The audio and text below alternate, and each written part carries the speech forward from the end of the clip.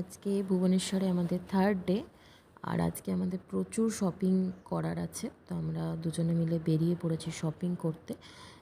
আবার OLA auto করে চললাম স্প্ল্যানেডে, কিন্তু মাঝ রাস্তায় ফুচকা দেখে তাড়াতাড়ি করে আমরা অটোর থেকে নেমে পড়েছি। অনেক দিন ফুচকা খাই না।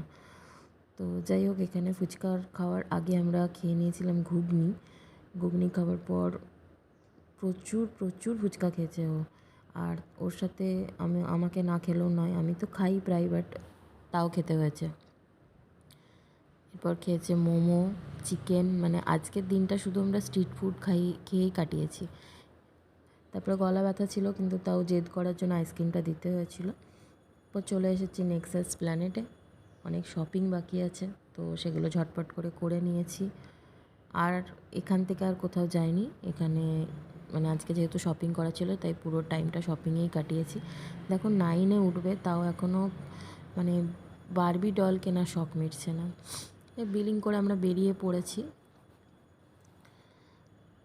একটু ফটো তুলতে বলেছি বলে কান্নাকাটি শুরু করে দিয়েছে। যাই হোক, জোর করে একটা ফটো তুলেছি, তাও আবার চলে গেল।